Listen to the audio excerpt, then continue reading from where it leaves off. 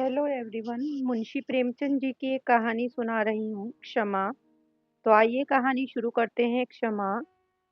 मुसलमानों को स्पेन देश पर राज्य करते कई शताब्दियां बीत चुकी थीं। कलीसियाओं की जगह मस्जिदें बनती जाती थी। घंटों की जगह अजान की आवाजें सुनाई देती थी। गरनाता और अलहमरा में वे समय की नश्वर गति पर हंसने वाले प्रासाद बन चुके थे, जिनके खंडर अब तक देखने वालों को अपने पूर्व ऐश्वर्य की झलक दिखाते हैं। ईसाइयों के गणमान्य स्त्री और पुरुष मसीह की शरण छोड़कर इस्लामी भातृत्व में सम्मिलित होते जाते थे, और आज तक इतिहासकारों को यह आश्चर्य है कि ईसाइयों का निशान वहां क्यों कर बाकी रहा। जो ईसाई नेता अब तक मुसलमान के सामने सिर न झुकाते थे और अपने देश में स्वराज्य स्थापित करने का स्वप्न देख रहे थे, उनमें एक सौदागर दाऊद भी था। दाऊद विद्वान और साहसी था। वह अपने इलाके में इस्लाम को कदम न जमाने देता था।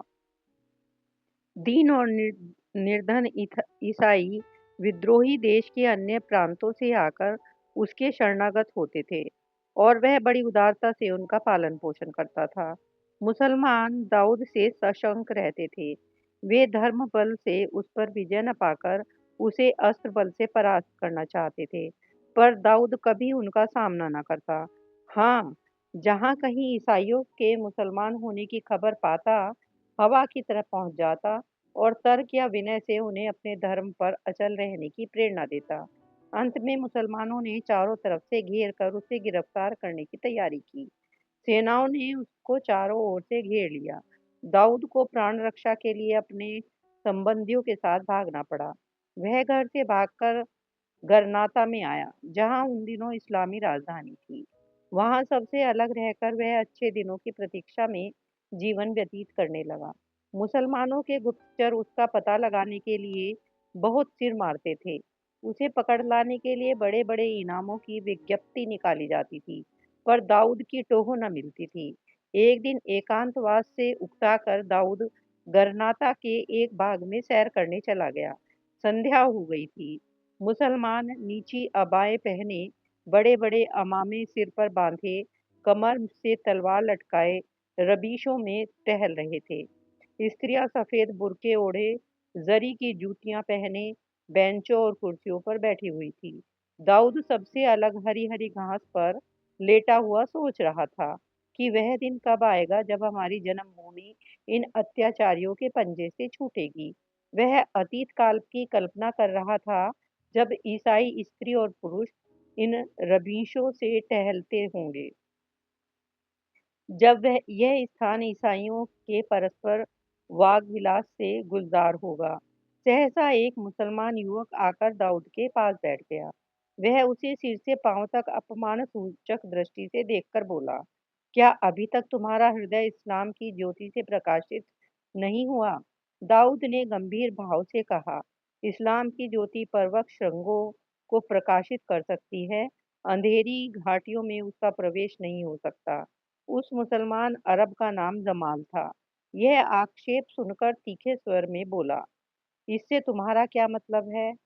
दाऊद, इससे मेरा मतलब यही है कि ईसाइयों में जो लोग उच्च श्रेणी के हैं, वे जागीरों और राज्याधिकारों के लोग तथा राजदंड के भय से इस्लाम की शरण में आ सकते हैं, पर दुर्बल और दीन ईसाइयों के लिए इस्लाम में वह आसमान की बादशाहत कहाँ है जो हजरत मसीह के दामन में उन्हें नसीब होगी। इस्लाम का प्रचार तलवार के बल से हुआ है, सेवा के बल से नहीं। जमाल अपने धर्म का अपमान सुनकर तिलमिला उठा। गर्म होकर बोला, यह सर्वथा मिथ्या है। इस्लाम की शक्ति उसका आंतरिक भ्रातृत्व और साम्य है, तलवार नहीं। दाऊद, इस्लाम ने धर्म के नाम पर जितना रक्त बहाया है, उसमें उसकी सारी मस्जिदें डूब जाएंगी। जमाल, तलवार ने सदा सत्य की रक्षा की है। दाऊद ने अविचलित भाव से कहा, जिसको तलवार का आश्रय लेना पड़े वह सत्य ही नहीं। जमाल जातीय गर्व से उन्मत्त होकर बोला, जब तक मिथ्या के भक्त रहेंगे, तब तक तलवार की जरूरत भी रहेगी। दाऊद, तलवार का मुंह ताकने वाला सत्य ही मिथ्या है। अरब ने तलवार के कब्जे पर हाथ रखकर कहा, खुदा की कसम, अगर तुम निहत्थे ना होते तो तुम्हें इस्लाम की तौहीन करने का मजा चखा देता। दाऊद ने अपनी छाती में छुपाई हुई कटार निकालकर कहा, नहीं, मैं निहत्था नहीं हूँ। मुसलमानों पर जिस दिन इतना विश्वास करूंगा, उस दिन ईसाई न रहूंगा। तुम अपने दिल के अरमान निकाल लो। दोनों ने तलवारें खींच ली, एक दूसरे पर टूट पड़े। अरब की भारी तलवार ईसाई की हल्की कटार के सामने शिथिल हो गई।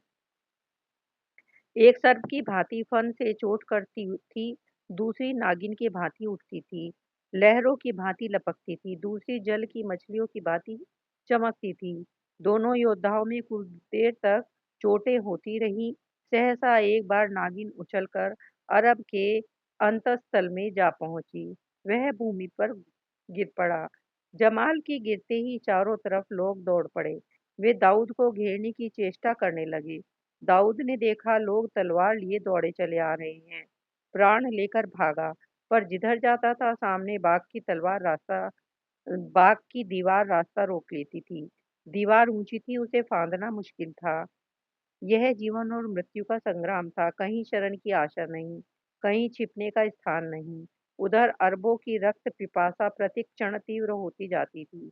यह केवल एक अपराधी की दंड देने की चेष्टा न थी, जातीय अपमान का बदला था। एक विजित ईसाई की यह हिम्मत कि अरब पर हाथ उठाए, ऐसा अनर्थ जिस तरह पीछा करने वाले कुत्तों के सामने गिलहरी इधर उधर दौड़ती है, किसी वृक्ष पर चढ़ने की बार बार चेष्टा करती है, पर हाथ पांव फूल जाने के कारण बार बार गिर पड़ती है, वही दशा दाऊद की थी। दौड़ते दौड़ते उसका दम फूल गया, पैर मन मन भर के हो गए। कई बार जी में आया कि इन सब पर टूट पड़े और जितने महंगे प्राण बिक सकें उतने महंगे बेचे, पर शत्रुओं की संख्या देखकर हतोत्साहित हो जाता था। लेना, दौड़ना, पकड़ना का शोर मचा हुआ था। कभी-कभी पीछा करने वाले इतने निकट आ जाते थे कि मालूम होता था अब संग्राम का अंत हुआ।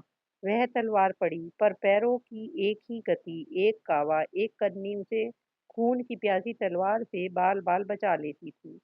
दाऊद को अब इस संग्राम में खिलाड़ियों का सा आनंद आने लगा। यह निश्चय था कि उसके प्राण नहीं बच सकते। मुसलमान दया करना नहीं जानते, इसलिए उसे अपने दांव-पेच में मज़ा आ रहा था।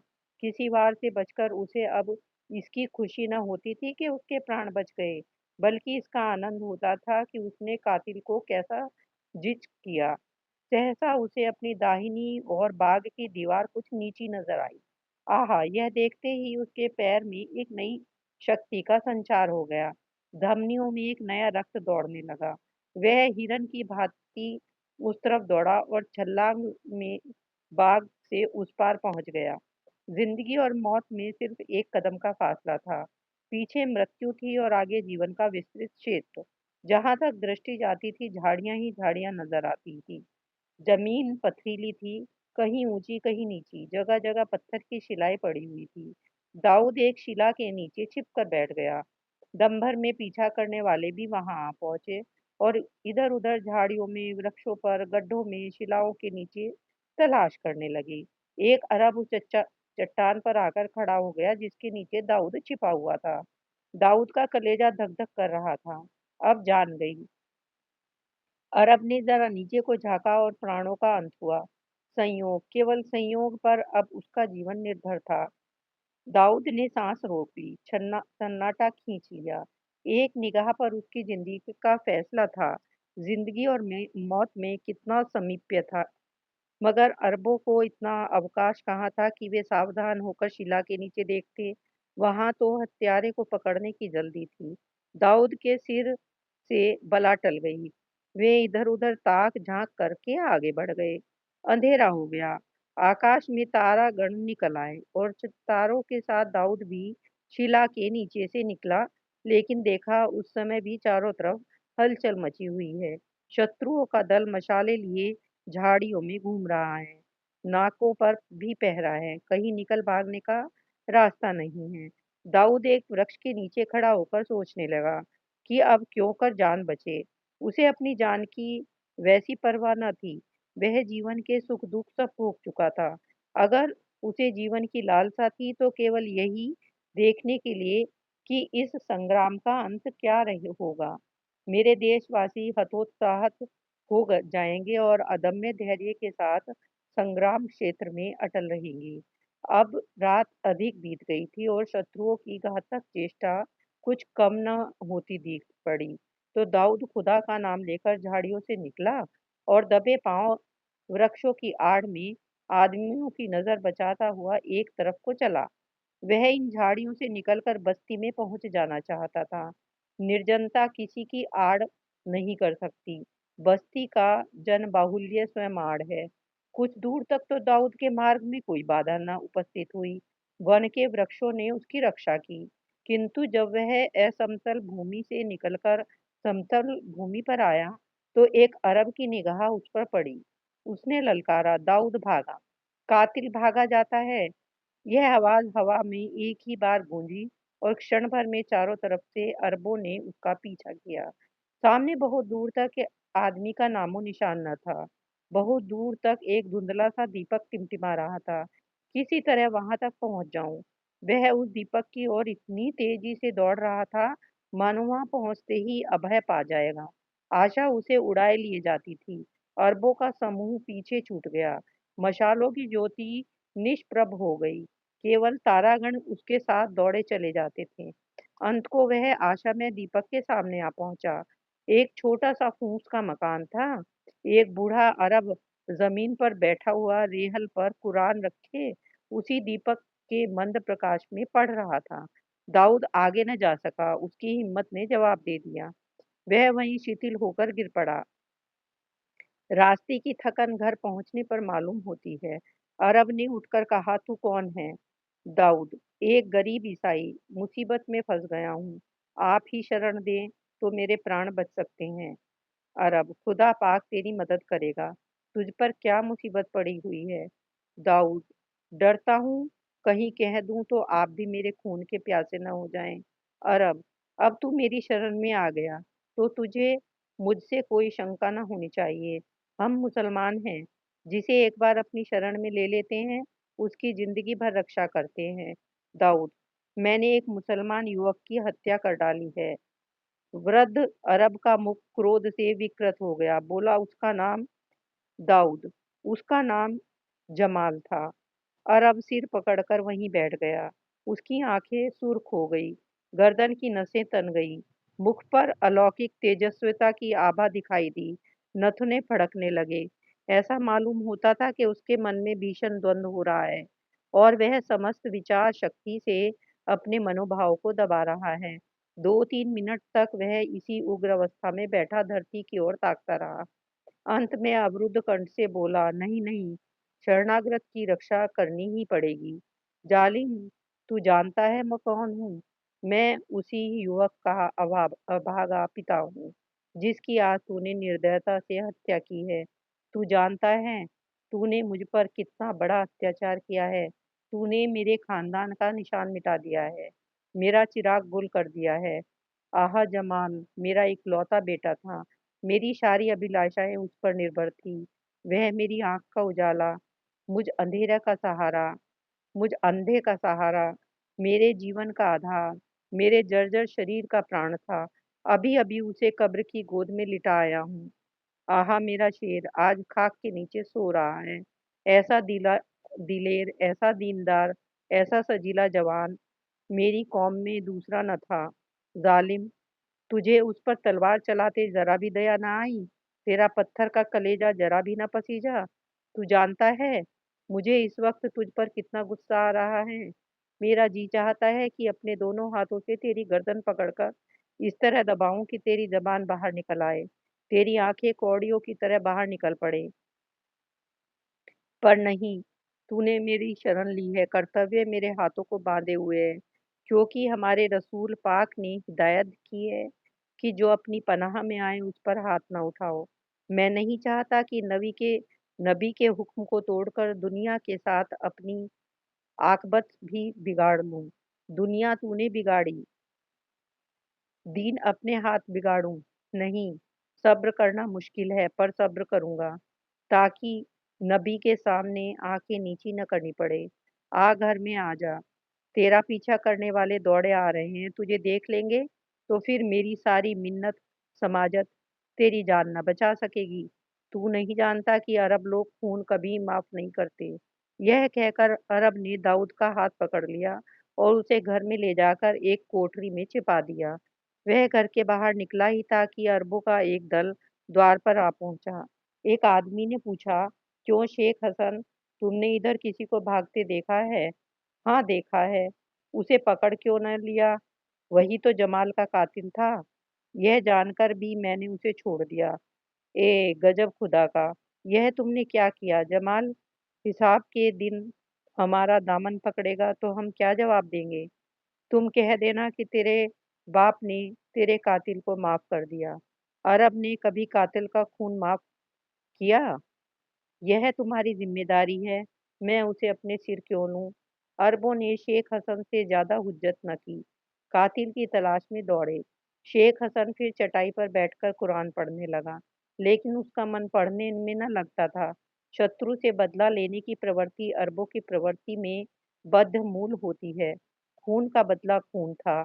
इसके लिए खून की नदियां बह जाती थी, कबीले के कबीले मर मिटते थे, शहर के शहर वीरान हो जाते थे। उस प्रवृत्ति पर विजय पाना शेख हसन को असाध्य सा प्रतीत हो रहा था। बार बार प्यारे पुत्र की सूरत उसकी आंखों के सामने फिरने लगती थी। बार बार उसके मन में प्रबल उत्तेजना होती थी कि चलकर दाऊद के खून से अपने क्रोध की आग बुझाऊं। अरब वीर होते थे, कटना मरना उनके लिए कोई असाधारण बात न थी। मरने वालों के लिए वे आंसुओं की कुछ बूंदें बहाकर फिर अपने काम में प्रवृत्त हो जाते थे। वे मृत व्यक्ति को स्मृति को केवल उसी दशा में जीवित रखते थे जब उसके खून का बदला लेना होता था। अंत को शेख हसन अधीर हो उठा। उसको भय हुआ कि अब मैं अपने ऊपर काबू नहीं रख सकता। उसने तलवार म्यान से निकाल ली और दबे पांव कोठरी के द्वार पर आकर खड़ा हो गया, जिसमें दाऊद छिपा हुआ था। तलवार को दामन में छिपाकर उसने धीरे से द्वार खोला। दाऊद टहल रहा था। बूढ़े अवध अरब का रौद्र रूप देखकर दाऊद उसके मनोवेग को ताड़ गया। उसे बूढ़े से सहानुभूति हो गई। उसने सोचा, यह धर्म का दोष नहीं, जाति का दोष नहीं। मेरे पुत्र की किसी ने हत्या की होती तो कदाचित मैं भी उसके खून का प्यासा हो जाता। यही मानव प्रकृति है। अरब ने कहा, दाऊद, तुम्हें मालूम है बेटी की मौत का कितना गम होता है? दाऊद, इसका अनुभव तो नहीं पर अनुमान कर सकता हूँ। अगर मेरी जान से आपके उस गम का एक हिस्सा भी मिट सके तो लीजिए, यह सिर हाजिर है। मैं इसे शौक से आपकी नजर करता हूँ। आपने दाऊद का नाम सुना होगा। अरब, क्या पीटर का बेटा? दाऊद, जी हाँ, मैं वही बदनसीब दाऊद हूँ।